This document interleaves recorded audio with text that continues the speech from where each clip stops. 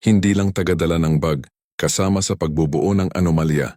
Lumabas sa paglilitis na si Color Lakika ay hindi lamang taga-bitbit ng pera na siya ang buong utak na nagbalangkas, nagpatupad at nagliquidate ng pondo sa direktang utos ni VP Sara Duterte. Ang pagbibigay sa kanya ng ganap na kapangyarihan ang pinagmulan ng lahat ng irregularidad, mga pangunahing punto. Hindi lang bagman, siya ang arkitekto ng anomalya. Sa utos mismo ni Sara ibinigay kay Colin Lachica ang 125M na isinilid sa 4 na bag mula sa bangko. Walang dumaan sa tamang proseso.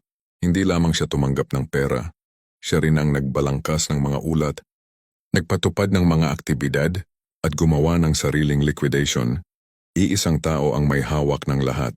Tumay paglabag sa Joint Circular 2015-01 at PD40 February bawal ipasa ang tungkulin ng disbursing officer sa iba. Pekeng resibo, patunay na may itinatago. Ang mga resibong isinumite ay may mga pangalang hindi umiiral sa PSA tulad ni na Mary Grace Piatos at Milky Sequoia. Kung walang tunay na tumanggap, saan talaga napunta ang pera? Ang paggamit ng mga peking pangalan sa opisyal na dokumento ay falsification of public documents. Krimen sa ilalim ng Revised Penal Code. Ang ugat ng lahat ang desisyon ni Sara, ang orihinal na kasalanan, ay ang pag-alis sa lahat ng legal na pananggalang upang ibigay ang daan-daang milyon sa iisang tao na walang kapangyarihang humawak nito.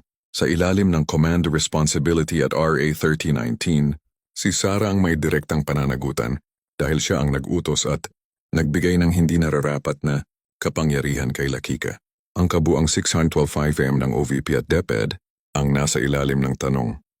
Kung paano ginastos at saan napunta. Isan talaga napunta ang pera, sinasabing para sa paniniktik at seguridad, ngunit walang lehitimong dokumento at patunay. Masyadong mabilis na naubos at walang malinaw na bakas. Kung hindi maipakita kung saan napunta, hindi ito simpleng pagkakamali, kundi sadyang pagtatago. Ito ay sapat na batayan para sa pagtataksil sa tiwala ng bayan at paglabag sa konstitusyon, mabibigat na dahilan upang mapatalsik. Tagline, ang pondo ng bayan ay may tamang proseso, hindi pwedeng ibigay sa kakilala para lihim na ubusin. Kung pekeng pangalan ang nakalagay sa resibo, malinaw na hindi ito napunta sa serbisyo publiko. Panagutin ang nag-utos at ang kasabwat,